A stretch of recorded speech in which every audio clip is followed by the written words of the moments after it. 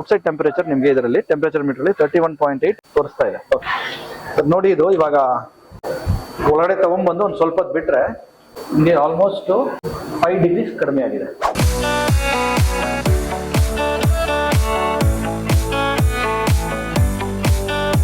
ಇಷ್ಟು volume cover ಮಾಡಕ್ಕೆ ನೀವು ನೋಡಿ 4 ಬ್ರಿಕ್ ಯೂಸ್ ಮಾಡ್ತೀರಾ.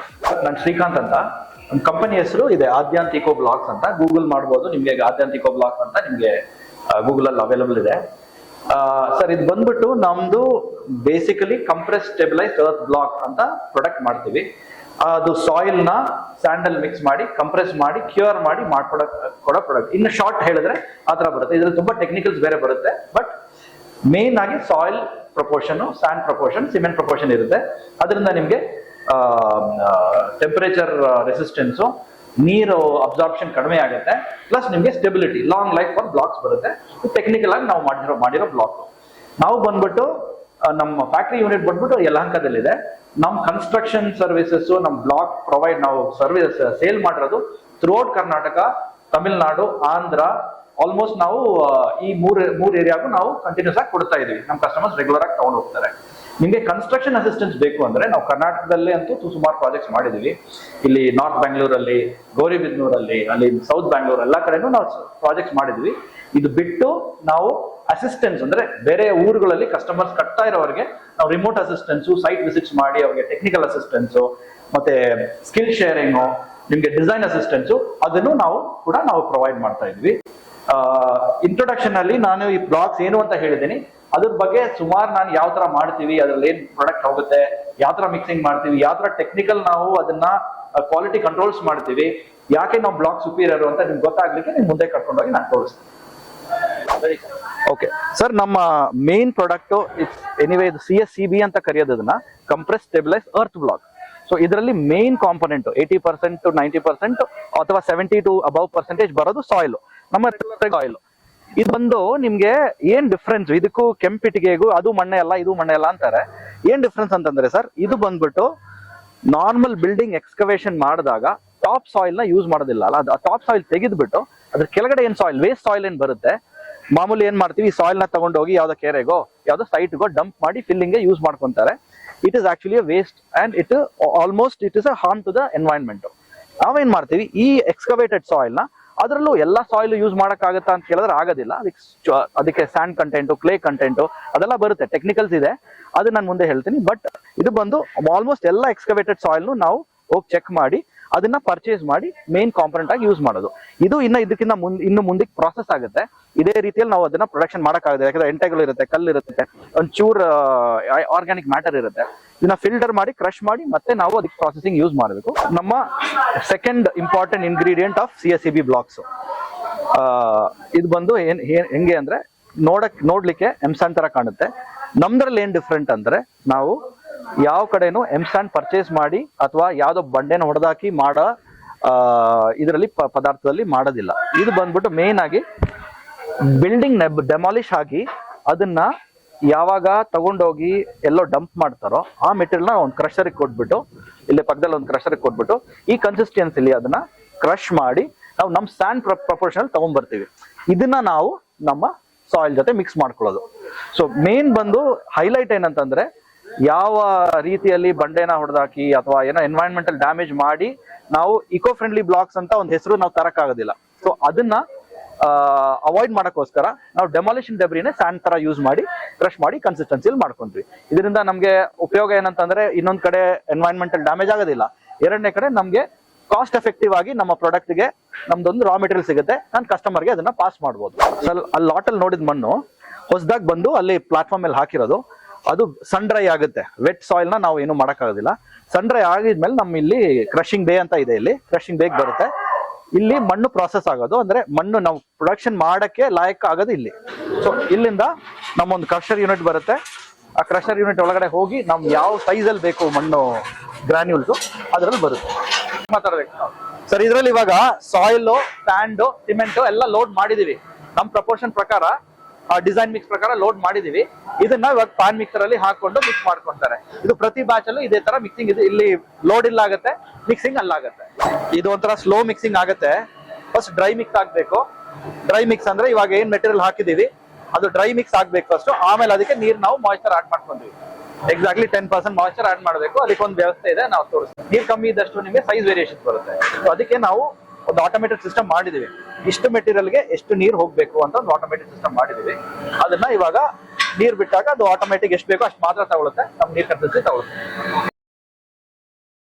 ಇವಾಗ ಅದು ಇಷ್ಟು ಕೆಜಿ ಮೆಟೀರಿಯಲ್ಗೆ ಎಷ್ಟು ನೀರು ಬೇಕೋ ಅಷ್ಟು ಮಾತ್ರ ಬಿಟ್ಕೊಳ್ಳೋದು, ಅದು ಆಟೋಮ್ಯಾಟಿಕ್. ನಾವು ಡಿಸೈನ್ ಮಾಡಿರೋ ಸಿಸ್ಟಮ್ ಇದು. ನಾರ್ಮಲಿ ಎಲ್ಲರೂ ಮ್ಯಾನ್ಯಲ್ ಆಗಿ ಇದ್ರಲ್ಲಿ ಹಾಕ್ತಾರೆ, ಮಗ್ಗಲ್ಲಿ ಹಾಕ್ತಾರೆ. ಅದು ಹಾಕಿದಾಗ ಏನಾಗುತ್ತೆ, ಇನ್ಕನ್ಸಿಸ್ಟೆಂಟ್ ವಾಟರ್ ಸಪ್ಲೈ, ಅಂದ್ರೆ ಜಾಸ್ತಿ ನೀರು ಒಂದೇ ಸಲ ಬಿಡುತ್ತೆ. ಇವಾಗ ನಾವು ಎಷ್ಟು ಬೇಕೋ ಅಷ್ಟು ಮಾತ್ರ ಕಂಟ್ರೋಲ್ ಮಾಡ್ಕೋಬಹುದು. ಸುಮಾರು ಒಂದು ಬ್ಯಾಚ್ ಅಲ್ಲಿ ಆಲ್ಮೋಸ್ಟ್ ಒಂದು 300 kg ಅಷ್ಟು ಮೆಟೀರಿಯಲ್ ಮಿಕ್ಸ್ ಆಗುತ್ತೆ. ಅದು ಒಂದೇ ಸಲ ಮಿಕ್ಸ್ ಆಗಿ ಕನ್ಸಿಸ್ಟೆಂಟ್ ಆಗಿ ಮಿಕ್ಸ್ ಆಗಿ ಆಚೆ ಬಂದ್ಮೇಲೆ ಪ್ರೊಡಕ್ಷನ್ ಪಂಚಿಂಗ್ ಸ್ಟಾರ್ಟ್ ಮಾಡೋದು. ಇದರಲ್ಲಿ ಬಂದು 8 ಇಂಚ್ ಬ್ಲಾಕ್ ಮ್ಯಾನುಫ್ಯಾಕ್ಚರ್ ಆಗ್ತಾ ಇದೆ. ಸೊ ಸುಮಾರು 12.5 kgs ಗಿಂತ ಜಾಸ್ತಿ ಬರುತ್ತೆ ಈ ಬ್ಲಾಕ್. 12.5 to 12.8 kgs ವರೆಗೂ ಬ್ಲಾಕ್ಸ್ ಬರುತ್ತೆ. ಸೊ ಇದು ಬಂದ್ಬಿಟ್ಟು ಈ ಮೆಷಿನ್ ಅಲ್ಲಿ ನಾವು ಸದ್ಯಕ್ಕೆ 8 ಇಂಚು, ಇದ್ರಲ್ಲಿ ಮಲ್ಟಿಪಲ್ ಸೈಜಸ್ ಮಾಡ್ಬೋದು ಬೇರೆ ಡೈ ಹಾಕೊಂಡು. 8 ಇಂಚ್ ಮಾಡ್ತಾ ಇದಾರೆ ನೋಡಿ. ಇವಾಗ ಮಣ್ಣನ್ನ ನೀಟಾಗಿ ಅದ್ರಲ್ಲಿ ಹಾಕೊಂಡು ಅದನ್ನ ಲೆವೆಲ್ ಮಾಡ್ಕೊಂಡು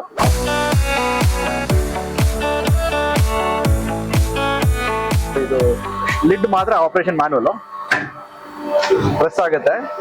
ಕಂಪ್ಯಾಕ್ಷನ್ ಆದ್ಮೇಲೆ ಇಲ್ಲಿ ನಿಮ್ಗೆ ಇಂಡಿಕೇಶನ್ ಬರುತ್ತೆ. ಬಂದ್ರೆ ಈ 100 mm ಇವಾಗ ಕಂಪ್ಯಾಕ್ಟ್ ಆಗಿ ಬಂದಿದೆ. ಈ ಹೈಟ್ ಬಂದು 100 mm ಕಂಟಿನ್ಯೂಸ್ ಆಗಿ ಮೇಂಟೈನ್ ಆಗಬೇಕು, ಅಂದ್ರೆ ನಿಮ್ಗೆ ಮೇಸನ್ರಿ ಕರೆಕ್ಟ್ ಆಗಿ ಬರೋದು. ಸೊ ಇದು ಈ ಇಂಡಿಕೇಟರ್ ಬಂದು 100 mm ಕರೆಕ್ಟ್ ಆಗಿದೆ ಅಂತ. ಒಂದೊಂದು ಬ್ಲಾಕ್ ಮ್ಯಾನ್ಯಲ್ ಆಗಿ ಮಾಡೋದ್ರಿಂದ ನಾವು ಒಂದೊಂದು ಕಲ್ ಮೇಲೂ ನಮ್ ಕಣ್ಣಿರುತ್ತೆ, ಯಾವುದು ಎರರ್ ಬರಕ್ ಚಾನ್ಸೇ ಇಲ್ಲ. ಇದನ್ನ ತಗೊಂಡೋಗಿ ಅಲ್ಲಿ ಲಾಟ್ ಮಾಡ್ಕೊಂಡು ದೊಡ್ಡ ಲಾಟ್ಗೆ ಹಾಕ್ಬಿಟ್ಟು ಅದನ್ನ ಕ್ಲೋಸ್ ಮಾಡ್ಬಿಡ್ತಾರೆ. ಆಮೇಲೆ ನಾನು ಹೇಳಿದ ತರ 4 weeks ಕ್ಯೂರಿಂಗ್ ಆಗುತ್ತೆ. 4 weeks ಆದ್ಮೇಲೆ ಡ್ರೈ ಮಾಡಿ ಸೇಲ್ ಮಾಡ್ತೀವಿ. ಸರ್ ನಮ್ಮ ಹತ್ರ ಸ್ಟಾಕ್ಗಳು ಯಾವಾಗ್ಲೂ ಇರುತ್ತೆ.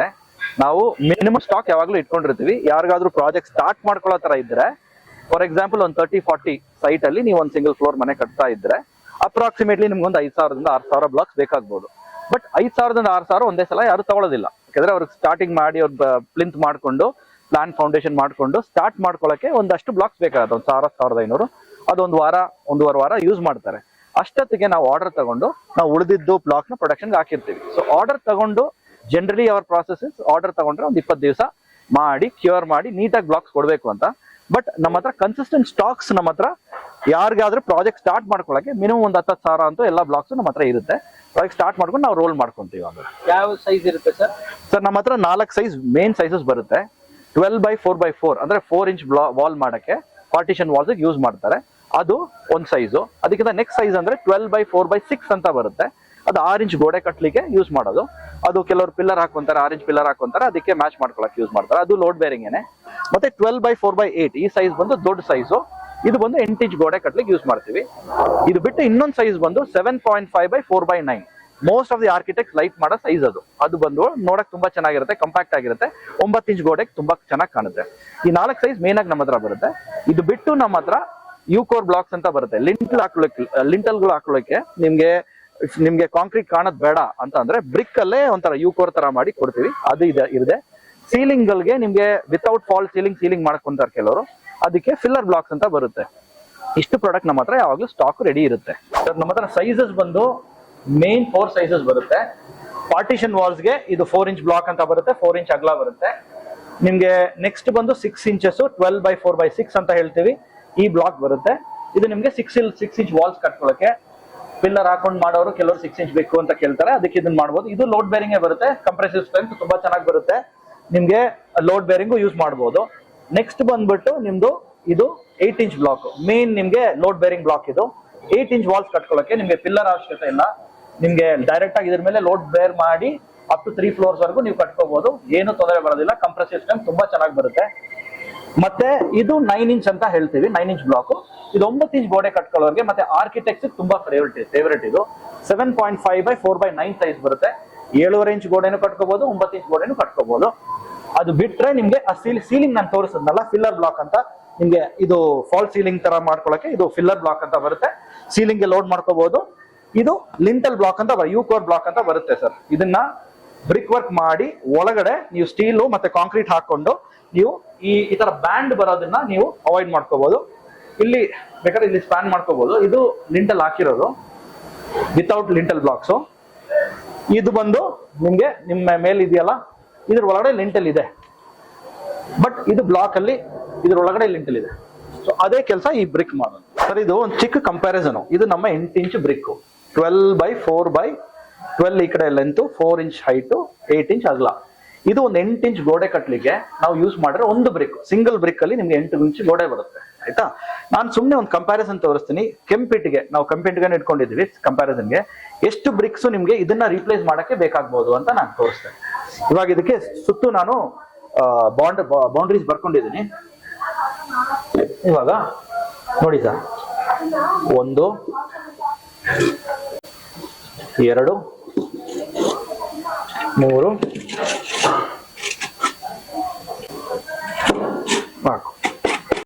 Approximate same volume. ಪಕ್ಕದಲ್ಲೇ ಇಡ್ತೀನಿ ನೋಡಿ, ಸೇಮ್ ಹೈಟ್ ಎಲ್ಲ ಸೇಮ್ ಇದೆ, ಹೈಟ್ ಸೇಮ್ ಇದೆ.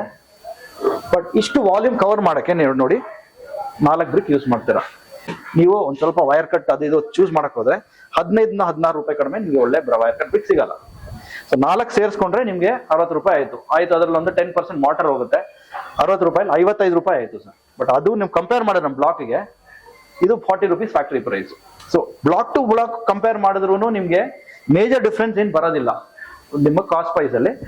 ಬಟ್ ಕ್ವಾಲಿಟಿಯಲ್ಲಿ 100% ನಿಮ್ಗೆ ತುಂಬಾ ಸುಪಿಯರ್ ಇದೆ, ತುಂಬಾ ಪ್ರೀಮಿಯಂ ಇದೆ. ಲುಕ್ ಅಲ್ಲಿ ನಿಮ್ಗೆ ಗೊತ್ತಾಗುತ್ತೆ, ಫಿನಿಶಿಂಗ್ ಅಲ್ಲಿ ಮತ್ತೆ ಇದನ್ನ ಎತ್ತಿ ಹಾಕಿದಾಗ ಅದ್ರದ್ದು ಸ್ಟ್ರೆಂತ್ ನಿಮ್ಗೆ ಆ ಸೌಂಡ್ ಅಲ್ಲೇ ಗೊತ್ತಾಗುತ್ತೆ.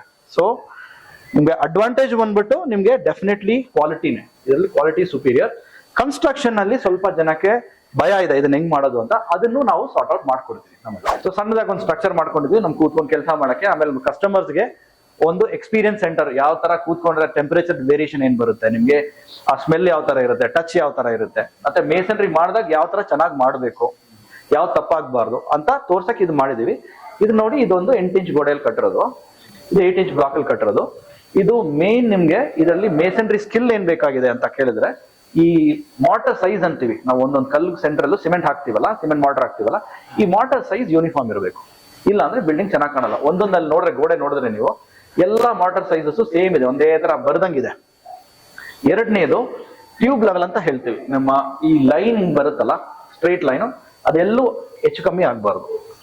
ಯಾಕಂದ್ರೆ ಎಕ್ಸ್ಪೋಸ್ಡ್ ವಾಲ್ ಇದು. ಎಕ್ಸ್ಪೋಸ್ಡ್ ವಾಲ್ ಅಲ್ಲಿ ನೀವು ಎಂತ ಒಂದ್ ಚೂರ್ ಆ ಕಡೆ ಈ ಕಡೆ ಕಮ್ಮಿ ಜಾಸ್ತಿ ಮಾಡಿದ್ರು ಓವರ್ ಆಲ್ ಗೋಡೆ ನಿಮ್ಗೆ ಕೆಟ್ಟದಾಗ ಕಾಣದೆ, ಪ್ಲಾಸ್ಟರ್ ಮಾಡಕ್ ಆಗೋದಿಲ್ಲ. ಥರ್ಡ್ ಥಿಂಗು ಪ್ಲಮ್ ಲೆವೆಲ್ ಅಂತ ಹೇಳ್ತೀವಿ. ಅಂದ್ರೆ ಗೋಡೆ ಸ್ಟ್ರೈಟ್ ಇರಬೇಕು. ಯಾವ ಗೋಡೆನೂ ಹಿಂಗೋ ಇದ್ರೆ ನಿಮ್ಗೆ ಅದು ಲೋಡ್ ಬೇರ್ ಮಾಡೋದಿಲ್ಲ. ಸೊ ಅದು 3 ಆಕ್ಟಿವಿಟೀಸು ಯಾರಾದ್ರೂ ಬಿಲ್ಡಿಂಗ್ ಕಟ್ಟುವಾಗ, ಆ ಕ್ಲೀನಿಂಗ್ ಆಕ್ಟಿವಿಟಿ, ಒಂದು ಸಿಮೆಂಟ್ ಹಾಕಿದ್ಮೇಲೆ ಕಲ್ಲನ್ನ ಕ್ಲೀನ್ ಮಾಡೋದು, ಈ ವಾಟರ್ ಥಿಕ್ನೆಸ್ ಮೇಂಟೈನ್ ಮಾಡೋದು, plum level tube level maintain ಮಾಡಕ್ಕೆ ಕಲ್ತ್ಕೊಂಡ್ರೆ ಯಾರು ಬೇಕಾದ್ರೂ ಈ ಬಿಲ್ಡಿಂಗ್ ಮಾಡ್ಬೋದು. ಇವಾಗಿರೋ ಪ್ರಾಬ್ಲಮ್ ಏನಂತಂದ್ರೆ ಎಲ್ಲ ಕಷ್ಟ ಅಂತ ಇದಾರೆ. ಏನಕ್ಕೆ ಅಂದ್ರೆ ಈ ಬೇಸಿಕ್ ಸ್ಕಿಲ್ಸ್, ಈ ಟೆಸ್ಟ್ ಮಾಡೋದು ಪೇಷನ್ಸ್ ಜನಕ್ಕಿಲ್ಲ. ಟ್ಯೂಬ್ ಲೆವೆಲ್ ಮಾಡೋದು, ಪ್ಲಮ್ ಲೆವೆಲ್ ಮಾಡೋದು, ಕ್ಲೀನ್ ಮಾಡೋ ಪೇಷನ್ಸ್ ಇಲ್ಲ, ಕೂಲಿ ಜಾಸ್ತಿ ಹೋಗುತ್ತೆ. ಸೊ ಅದೊಂದು ಸಣ್ಣ ಚಾಲೆಂಜು. ಅದನ್ನ ಹ್ಯಾಂಡಲ್ ಮಾಡ್ಕೊಳಕ್ ಬಂದ್ರೆ ಈ ಬಿಲ್ಡಿಂಗ್ ನ ತುಂಬಾ ಈಸಿಯಾಗಿ, ತುಂಬಾ ಯಾರು ಬೇಕಾದ್ರೂ ಮಾಡ್ಕೋಬಹುದು. ಚಿಕ್ಕ ಮೇಸನ್ಸು ಮಾಡ್ಕೋಬಹುದು ಇದನ್ನ. ಡಿಸೈನ್ಸ್ ಏನೆಲ್ಲ ಮಾಡಿದ್ರು ಸರ್? ಡಿಸೈನ್ಸ್ ಅಂದ್ರೆ ಅದು ಆರ್ಕಿಟೆಕ್ಟ್ ಮೇಲೆ ಡಿಪೆಂಡೆಂಟ್. ಅವ್ರು ಅಬಂಡೆಂಟ್ ಡಿಸೈನ್ಸ್ ಇದೆ. ಆರ್ಕಿಟೆಕ್ಟ್ ಮನ್ಸ್ ಮಾಡಿದ್ರೆ ಇದು ಕಲ್ಲನ್ನ ಏನೇನೋ ಸೈಜ್ ಅಲ್ಲಿ ಯಾವ ತರ ಟಿಲ್ಟ್ ಮಾಡ್ಕೊಂಡು ಪ್ಯಾರಾಫೆಟ್ ವಾಲ್ಸ್ಗೆ ಈ ತರ ಜಾಲಿ ವಾಲ್ಸ್ ಅಂತ ಮಾಡಿದೀವಿ. ಇದು ಬಂದು ಗಾಳಿ ಬರ್ಲಿ, ಬೆಳಕ್ ಬೇಡ, ನಮ್ಗೆ ಗಾಳಿ ಬಂದ್ರೆ ಸಾಕು, ಬೆಳಕ್ ಬಂದ್ರೆ ಸ್ವಲ್ಪ ಹೀಟ್ ಆಗುತ್ತೆ ಅಂತ ಹೇಳಿ ಜಾಲಿ ತರ ಮಾಡಿದೀವಿ. ಸಿಂಪಲ್ ಟೆಕ್ನಿಕ್, ಏನು ಮಾಡಿಲ್ಲ. ಒಂದು 4 ಇಂಚ್ ಗ್ಯಾಪ್ ಬಿಟ್ಟು ಒಂದೊಂದು ಕಲ್ಲನ್ನ ಕೂರಿಸಿದೀವಿ, ಇಷ್ಟೇ. ಇದು ಬಿಟ್ಟು ಆ ಕಡೆ 3D ಡಿಸೈನ್ಸ್ ತರ ನಿಮ್ಗೆ ಪ್ರೊಜೆಕ್ಟೆಡ್ ಡಿಸೈನ್ಸ್ ಅಂತಾರೆ, ಆ ತರ ಮಾಡ್ಕೊಂತಾರೆ. ಇದೆಲ್ಲ ಏನಿಲ್ಲ, ನಾವೇ ಮಾಡ್ಕೊಂಡಿದ್ದರಿಂದ ತುಂಬಾ ಬೇಸಿಕ್ ಆಗಿ ಮಾಡ್ಕೊಂಡಿರೋದು.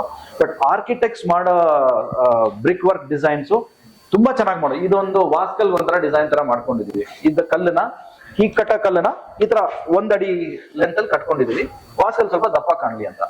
ಇದು ರೌಂಡೆಡ್ ಬ್ಲಾಕ್ಸ್ ಅಂತೀವಿ ನಾವು. ನಮ್ಮ 8 ಇಂಚ್ ಕಲ್ಲಲ್ಲೇ ರೌಂಡೆಡ್ ಬರುತ್ತೆ, ನಿಮ್ಗೆ ನೋಡ್ಲಿಕ್ಕೆ ಒಂದು ಚೆನ್ನಾಗಿರುತ್ತೆ. ಪ್ಲಸ್ ನಿಮ್ಗೆ ಈ ಟೋಸು ಈ ತರ ಅಡ್ಡ ಟಚ್ ಆಗೋದು, ಕಾಲೇಟ್ ಆಗೋದು, ಅದು ನಿಮ್ಗೆ ಅವಾಯ್ಡ್ ಮಾಡಕ್ಕೋಸ್ಕರ ಈ ರೌಂಡ್ ಏಜಸ್ ವಿಂಡೋಸ್ಗೆ, ಡೋರ್ಸ್ಗೆ ಯೂಸ್ ಮಾಡ್ಕೊಂತಾರೆ. ಸೀಲಿಂಗ್ ಅಲ್ಲಿ ನೀವೇನ್ ನೋಡ್ತಿದ್ದೀರಾ, ಇದು ಬಂದ್ಬಿಟ್ಟು ಫಿಲ್ಲರ್ ಪಾಟ್ಸ್ ಅಂತ ಹೇಳ್ತೀವಿ. ಅದು ಹಳೆ ಕಾಲದಲ್ಲಿ ಇಲ್ಲ ಮುಂಚೆ ಈ ಮಟ್ಟಿಗೆಗಳನ್ನ ಇಟ್ಟು ಮಾಡ್ತಾ ಇದ್ರು. ಈಗ ನಾವು ಅದಕ್ಕೇನೆ ಆಟೋಮೇಟೆಡ್ ಆಗಿ ಬ್ಲಾಕ್ ಅಲ್ಲೇ ಮಾಡ್ತಾ ಇದೀವಿ. ಲೋಡ್ ಬೇರ್ ಆಗ್ಲಿ, ಸ್ವಲ್ಪ ಸ್ಟ್ರೆಂತ್ ಬರ್ಲಿ, ಕೆಲಸ ಮಾಡುವಾಗ ಹೊಡೆದೋಗದೆ ಇರ್ಲಿ ಅಂತ ಹೇಳಿ ಈ ತರ ಬ್ಲಾಕ್ಸ್ ಅಲ್ಲೇ ಮಾಡ್ತಾ ಇದೀವಿ. ಅಡ್ವಾಂಟೇಜ್ ಏನಂತಂದ್ರೆ ಇದ್ರದ್ದು ಒಂದು, ನಿಮ್ಗೆ ಫಾಲ್ಸ್ ರೂಫಿಂಗ್ ರಿಕ್ವೈರ್ಮೆಂಟ್ ಇಲ್ಲ. ನೀವು POP ಅಲ್ಲಿ ಅಥವಾ ಇನ್ನೊಂದು ಮೆಟೀರಿಯಲ್, ಪ್ಲೈವುಡ್ ಅಲ್ಲಿ, ಅಲ್ಯೂಮಿನಿಯಂ ಅಲ್ಲಿ ಫಾಲ್ಸ್ ರೂಫಿಂಗ್ ಮಾಡ್ಕೊಳ್ಳೋ ಅವಶ್ಯಕತೆ ಇಲ್ಲ. ಸೀಲಿಂಗ್ ನ ನ್ಯಾಚುರಲ್ ಆಗಿ ನೀವು ಎಸ್ಥೆಟಿಕ್ ಮಾಡ್ಕೋಬಹುದು. 2, ನಿಮ್ಮ ರೂಫ್ ಮೇಲೆ ಡೆಡ್ ಲೋಡ್ ಕಮ್ಮಿ ಆಗುತ್ತೆ. ಯಾಕೆ ಅಂತ ಕೇಳಿದ್ರೆ ಕ್ಯಾವಿಟಿ ಇದೆ, ಅದರಲ್ಲಿ ಎಲ್ಲ ಪಾಕೆಟ್ಸ್ ಇದೆ. ಸೊ ನಿಮ್ಗೆ ಬ್ಲಾಕ್ ಡೆನ್ಸಿಟಿ ಇದ್ರು, ಆ ಸ್ಟ್ರೆಂತ್ ಇದ್ರು ಆ ಏರ್ ಪಾಕೆಟ್ ಇಂದ ನಿಮ್ಗೆ ಡೆಡ್ ಲೋಡ್ ರೂಫ್ ಮೇಲೆ ಕಮ್ಮಿ ಬೀಳುತ್ತೆ. ಅದರಿಂದ ನಿಮ್ಗೆ steel requirement, cement requirement, concrete requirement ತುಂಬಾ ಕಡಿಮೆ ಆಗುತ್ತೆ. ಅದನ್ನ ನೀಟಾಗಿ ಬಳಸ್ಕೊಂಡ್ರೆ ನಿಮ್ಗೆ ಆಲ್ಮೋಸ್ಟ್ 40% ಅಷ್ಟು ಸ್ಟೀಲ್ ಅಂಡ್ ಸಿಮೆಂಟ್ ಯೂಸೇಜ್ ನ ರೂಫ್ ಮೇಲೆ ಕಡಿಮೆ ಮಾಡ್ಕೋಬಹುದು. ಅಂಡ್ ಅಲಾಂಗ್ ವಿತ್ ದಟ್ ನಿಮ್ಗೆ ಮಣ್ಣಿರೋದ್ರಿಂದ ಒಂಚೂರು ನಿಮ್ಗೆ ಹೀಟ್ ರೆಸಿಸ್ಟೆನ್ಸ್ ಕೊಡುತ್ತೆ ಇದು. ಮತ್ತಷ್ಟು ಸುದ್ದಿಗಳಿಗಾಗಿ ನೋಡ್ತಾ ಇರಿ ಪಬ್ಲಿಕ್ ನ್ಯೂಸ್ 24x7. ಇದು ಸತ್ಯದ ಧ್ವನಿ.